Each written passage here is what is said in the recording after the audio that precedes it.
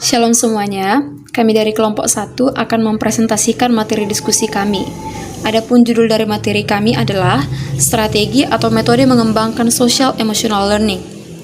Namun sebelum kami mempresentasikan materi diskusi kami, di sini saya akan memperkenalkan setiap anggota kelompok 1.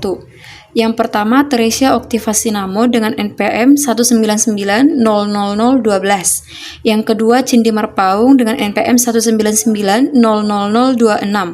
Yang ketiga, Sri Hayati Lumban Batu dengan NPM 199000048. Yang keempat, Yeni Kartika Sianturi dengan NPM 199000066. Dan yang kelima, Alfi Esther Jayani Lawli dengan NPM 209000201. Baik, saya akan mempresentasikan materi yang pertama, yaitu pengertian SEL atau Social Emotional Learning.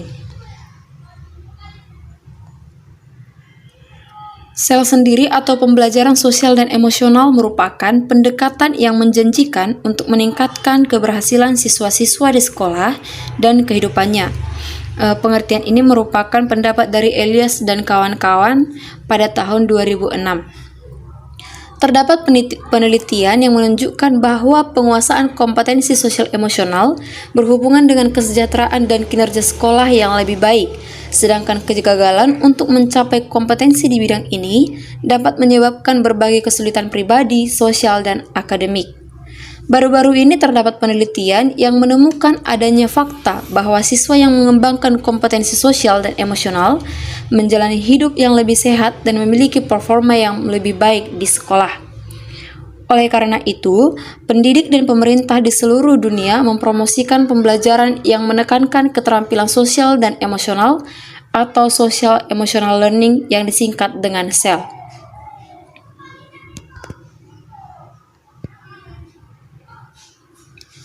Yang berikutnya adalah cakupan SEL. Awalnya SEL ini merupakan pengembangan dari teori kecerdasan emosi dan kecerdasan sosial dari teori Goleman.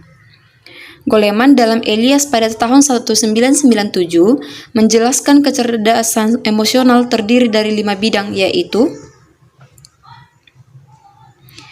yang pertama self-awareness, yaitu mengenal perasaan atau kesadaran karena berada dalam situasi kehidupan nyata. Yang kedua, managing emotion, yang mengatur emosi dengan perasaan yang kuat sehingga tidak kewalahan dan terbawa oleh emosi. Sedangkan yang ketiga, self-motivation, motivasi diri yang berorientasi pada tujuan dan mampu menyalurkan emosi ke arah hasil yang diinginkan. Yang keempat, empathy and perspective taking, berempati dan mengenali emosi dan memahami sudut pandang orang lain. Dan yang kelima, social skills, yaitu kemampuan menjaga hubungan di lingkungan sosial.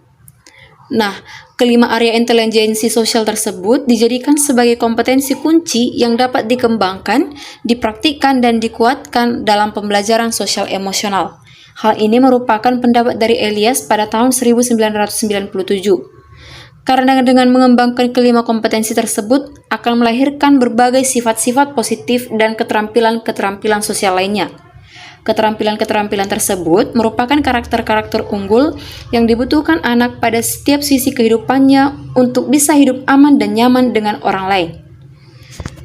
Untuk materi berikutnya akan dipresentasikan oleh rekan saya. Yang selanjutnya yaitu pentingnya social emotional learning dalam pendidikan. Yang pertama, pendidikan karakter.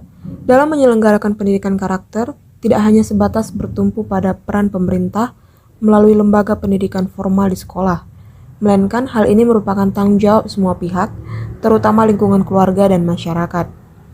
Yang kedua yaitu pendekatan social emotional learning. Pembelajaran ini merupakan sebuah pendekatan yang bisa mengajarkan siswa untuk mengenali, mengatur, dan mengekspresikan aspek sosial dan emosional dari kehidupan siswa, sehingga siswa dapat belajar hidup dengan sukses di dunia dan mampu mengelola tugas-tugas kehidupan dengan baik. Program pendekatan ini memiliki tujuan untuk mengembangkan beberapa kompetensi yang menjadi inti dari sosial emosional. Di antaranya, yang pertama kesadaran diri atau self-awareness, yang kedua pengelolaan diri, atau self-management. Yang ketiga, kesadaran sosial atau social awareness. Dan yang keempat, keterampilan menjalin hubungan atau relationship skill. Dan yang terakhir, bertanggung jawab terhadap pengambilan keputusan atau responsible decision making. Strategi pengembangan sosial emotional learning. Yang pertama, menerapkan metode belajar yang melibatkan partisipasi aktif murid. Yang kedua, menciptakan lingkungan belajar yang kondusif atau conducive learning community. Yang ketiga, memberikan pendidikan karakter secara eksplisit, sistematis, dan berkesinambungan dengan melibatkan aspek knowing the good, loving the good, and acting the good. Yang keempat, metode pengajaran yang memperhatikan keunikan masing-masing anak, yaitu menerapkan kurikulum yang melibatkan 9 aspek kecerdasan manusia.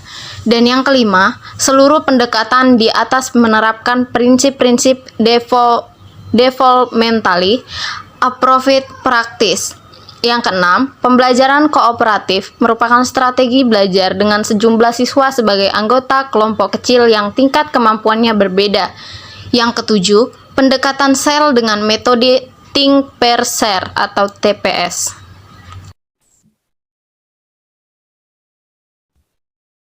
Nah, baik, di sini kami akan melanjutkan dari pemaparan kelompok kami, yaitu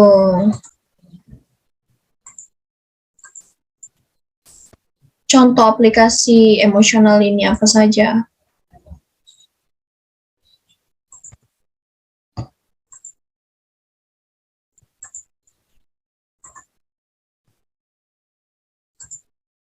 Ya, yang pertama itu ada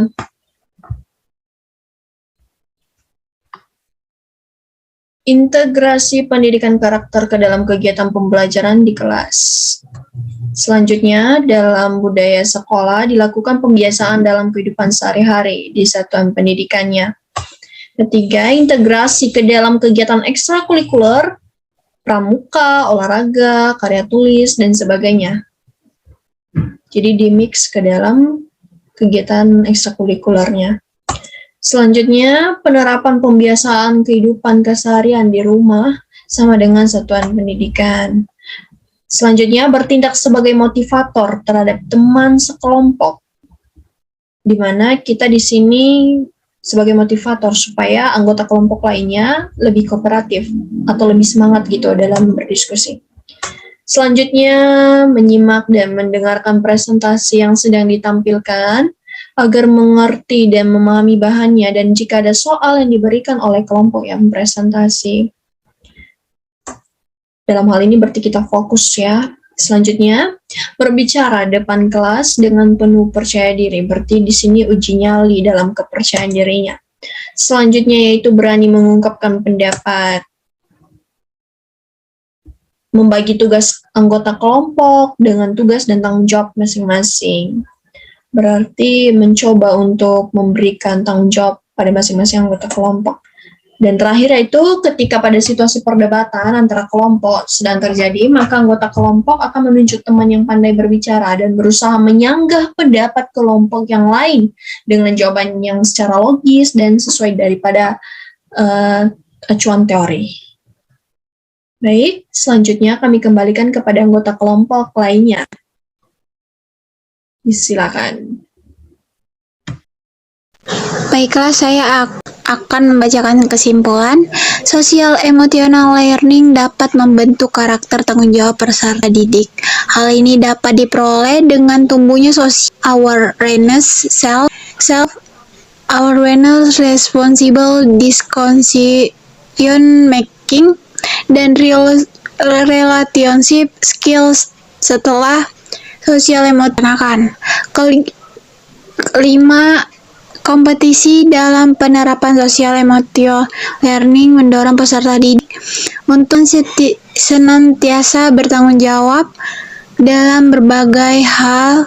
Kompetisi tersebut sebagai berikut.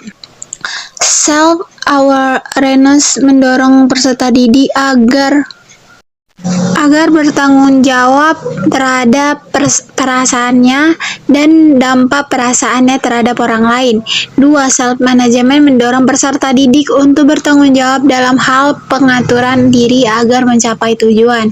3. Social awareness mendorong peserta didik agar bertanggung jawab pada lingkungan sosial dengan bersikap empati, simpati, fleksibel, dan perilaku adaptif. Keempat, relationship skill mendorong peserta bertanggung jawab untuk menciptakan hubungan yang sehat dan bermanfaat. Kelima, responsible decision making mendorong peserta didik untuk bertanggung jawab dalam mengambil keputusan sesuai dengan standar norma sosial dan moral. Terima kasih.